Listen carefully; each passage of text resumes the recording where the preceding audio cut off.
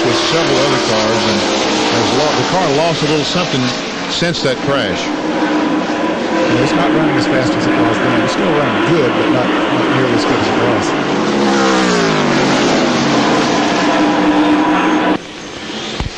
There's Ernie Irvin trying to put another lap on Rick. Ooh, looky here. It comes for a pit stop. Ernie Irvin is making a pit stop. John Kernan will call this stop by the leader, Ernie Irvin, on lap 168. Well, he's coming in about a lap earlier than what we had projected earlier in talking with Tony Glover, the crew chief. They are waiting for Ernie to come down. We're anticipating a 4-tire change. It looks like they're going to go with 4 sticker tires on the car, possibly maybe just a lap. Ernie pulls into his pit stall. This will be his last stop of the day. And, you know, he didn't really seem to be giving up that much running on 10-lap older tires with Rusty Wallace. Tony Glover may have something in the setup here that he can run just a little bit longer. They get the tires changed on the right side. They swing it around. Ernie throws the water bottle out of the cockpit. They will go to the left side. Lug nuts going on. The gas is full. Ernie did a pretty good pit stop for the Kodak Chevrolet team. Well, pitting that far down on pit road, you don't have to worry about his speed going out. He can go ahead and smash the gas and take off.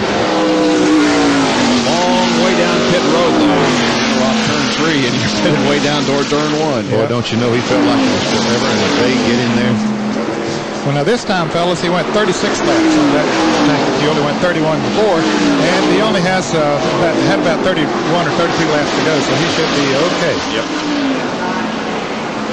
I should say he only has that much to go to the end of the race, so he should have enough fuel to make it.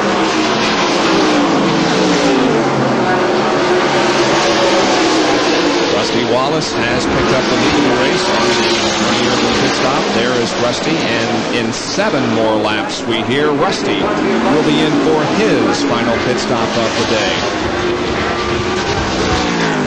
And the question is what is Rusty going to do with 23 laps to go? He probably has no choice but put on 4 fresh tires.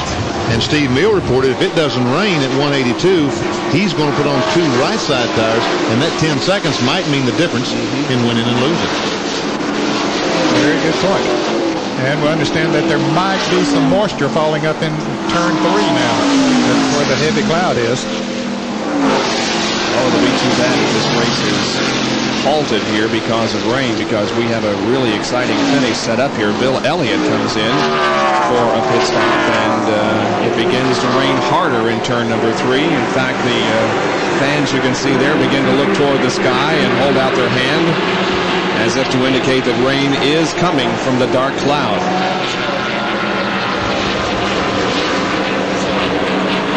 You know, Rusty Wallace, if it is raining up there, is screaming on the radio to Jimmy Maycar, tell him to throw the caution, it's raining, hoping that they'll slow down and it comes a downpour, and the rain will never get started back.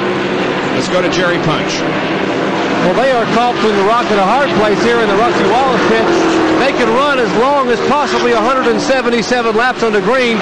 They were planning on pitting on lap 176, but now with the rain and the caution flag now being shown to the field, it's really going to put them in a quandary. They may be able to squeeze a little extra mileage out of this car with the reduced speed under caution, but they're going to do some quick calculating here in the Miller Genuine Draft pits. You can see Doyle Ford waving the yellow and pointing toward the sky so as to indicate that the reason for his yellow flag is rain. Rusty Wallace did not take the caution flag. He did not take the caution flag the last time, so he must outrun the 6 car Martin back to the line, and so far that seems to be no problem. And a report from John Kernan.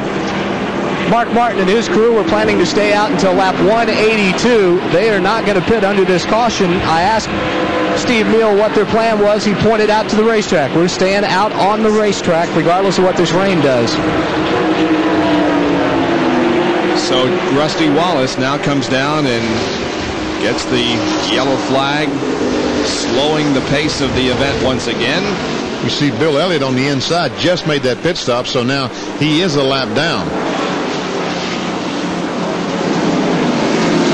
That's a tough position to be in, because even if the race is restarted again, then they'll be able to make their pit stops under caution.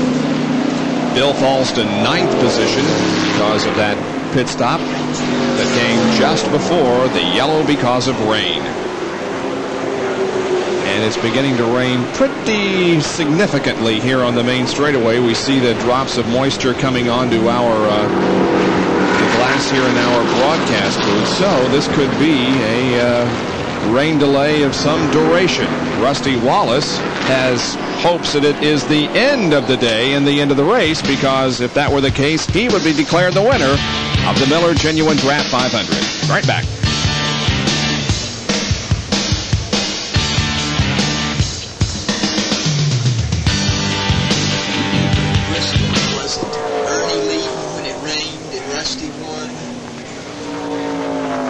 Davey Alston's leading.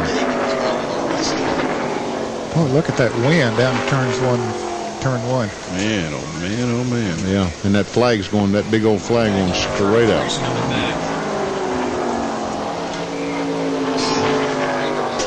Yeah. So much. Well, that's one consolation.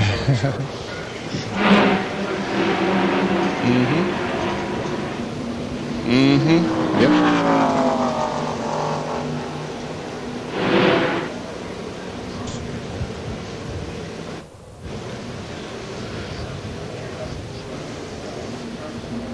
Changes at 174 completely. We're back at Pocono, and because of the rain that's falling right now, the outside air temperature has fallen, and the inside air temperature inside the Jeff Bodine Budweiser 4 that we are watching right now is also dropped by about 5 degrees, and look how windy it's become in the past few minutes. Tell you what, Doyle looks like that flag may blow right out of his hands. It is really windy out there. Flags are standing straight out, and a lot of dust has been kicked up out in the turn number 1 area. Now, we indicated earlier how dry it is here. They haven't received a significant rainfall in quite a while, thus making conditions rather dry here, and the heavy, strong winds have really kicked up some dust. So every farmer in Rusty Wallace is hoping it rains. That's right. As a matter of fact, I believe, that the most recent significant rainfall that they had was at this race in June. Yeah, and they've had the politicians in the area on local TV here for the last several days, and they're asking for the federal government, as a matter of fact, to declare a number of counties here for disaster areas. Drought disaster. Yeah.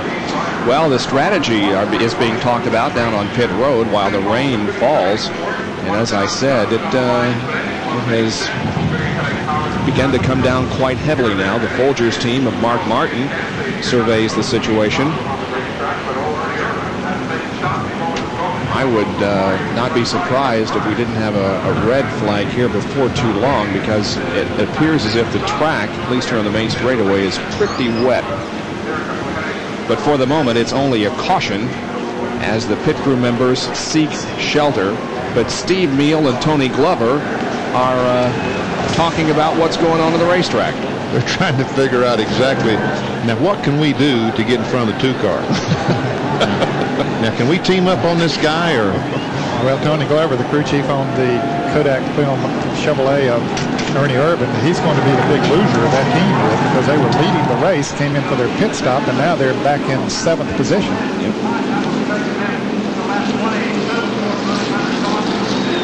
You can see that the rain is falling quite a bit, and the wind is kicking up, and conditions aren't real good right now for racing here at Pocono, and that's the reason why the yellow is out for a rain delay after 175 laps.